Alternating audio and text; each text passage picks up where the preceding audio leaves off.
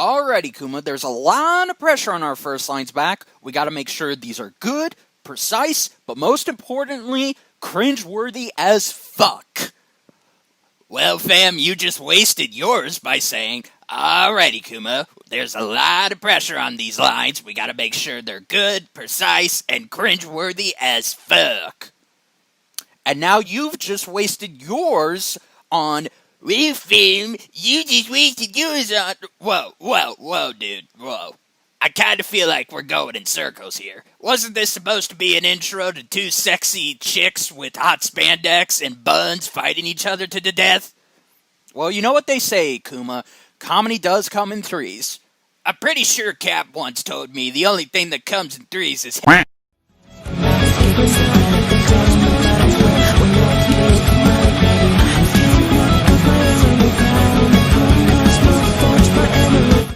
What's up, Internet? Welcome back to Saber Comics, your place for all things review. And no, YouTube is not fucking with you right now. We are back to doing Death Battle reviews in our own fun way, ignoring all of the analysis, above average research, and last but not least, the unfunny whiz and boomstick segments. Instead, we focus our efforts on the stuff we all care about. Okay, let's just stop focusing on how rusty my writing has gotten compared to other talented creators and just get on with this review, shall we?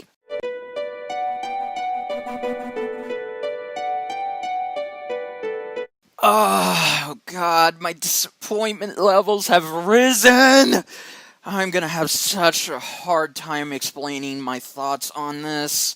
Brain, don't fail me now! Well, I never thought I would see the day when I would be giving Genos vs. War Machine or She-Ra vs. Wonder Woman any more credit than it already had when it came to the voice acting, because, man, compared to this, those characters were actually, well, in character. And I'm specifically going to be talking about Barbara and how she was portrayed. First off, Shara Kirby is a great choice to portray Batgirl. I mean it. I've listened to her voice demos. She has got a fantastic vocal presence in her voice to bring to life the aggressive yet chipper aspects Barb is known for. Unfortunately, none of those latter characteristics remotely make it into this fight. Throughout the whole time, Barbara just came off as kind of a bitch, consistently being cold towards Gwen, calling her a loser because reasons? Seriously. As somebody who has actually read Barbara's comics and heard some of her past portrayals, I can assure those of you who haven't that she actually does have a personality when she fights crime. Just think of Dick Grayson, but if he was a female. That's essentially what she is. Were there any good parts about this casting, though? Well, yeah, again, Shara does a pretty decent job in trying to make this script work. I give her credit for that. And there were some times where she generally did have one badass moment or two, but it just was all let down by the poor writing.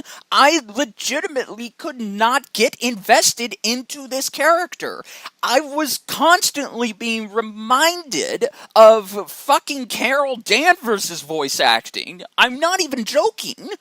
But Susie, on the other hand, is the complete opposite. She actually nailed Gwen in terms of Gwen's determination and outgoing, easy attitude. And there was even a little bit of cocky attitude thrown in there as well. I was just rooting for her more than I was Barbara because, well, one is actually acting like themselves and the other one is just, well, being this annoying, ear-grating, terrible person right now. And we're off to a great start, aren't we? Great, just great. Alright, let's just move on to the next category, shall we? Because we got a lot to get through here.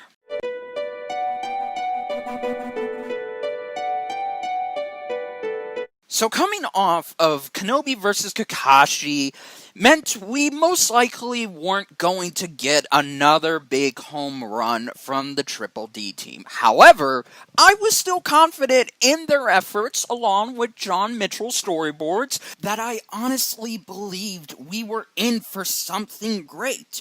But that did not happen, unfortunately, because throughout most of this animation, I saw more problems than I saw good things. But let's not get ahead of ourselves here. Let's actually go by and talk about the positives of this animation. First, I would actually like to give huge props to the environment in this episode compared to the last Batman v Spider-Man fights we've had, and we actually get to see the Batcave in all of its full glory. There's tons of Easter eggs here if you're a hardcore Batman fan just like me. The models for both Barbara and Gwen were pretty on point, very nicely detailed.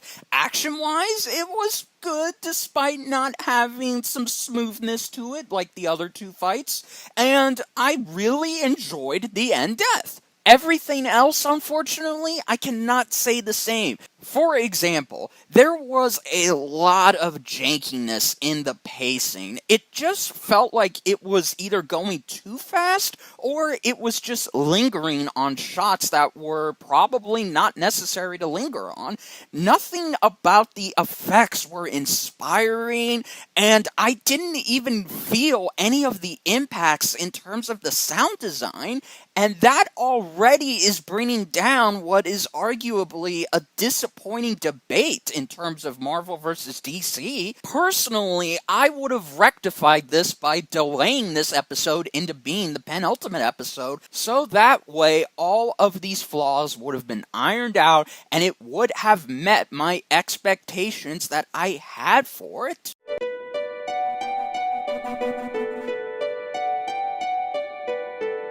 Well, I'm not going to bother wasting that much time arguing about this, because at the end of the day, this track was just okay.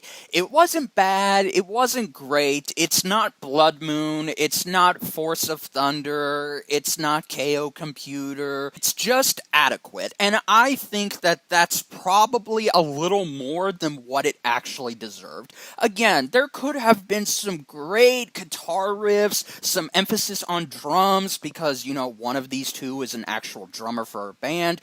I don't know, I'm just speaking out loud here, but I understand that Brandon does take a lot of time putting his energies into multiple scores, plus all of these commissions now that he's done, so I won't hold it against him. I'll just basically say that I wouldn't recommend you listen to this track by itself.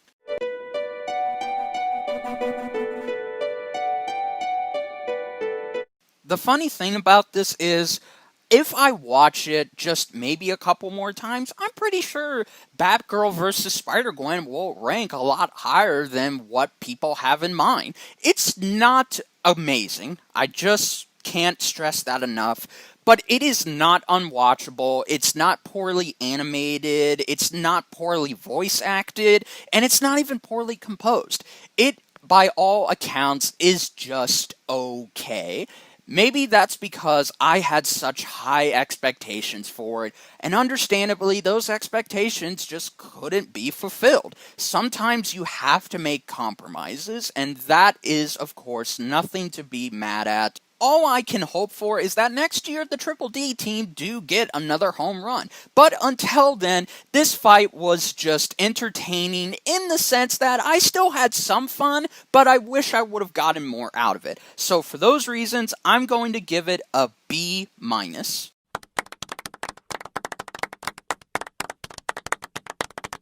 Alright, Lewis, my man, the ball is now in your court, brother, and I have no doubt that you're gonna kill it on that next time, because finally, a Naruto character versus a One Piece character. It is about freaking time. So, yeah, guys, overall, if you enjoyed this, then please hit that like and hit that comment. Let me know what you thought of this fight down below. Hit the subscribe button to stay up to date with all of my newest videos, and hit that little bell icon so you never miss a video going live. And until then, guys, I'm going to go ahead and sign off, but I'll see you guys for the next one.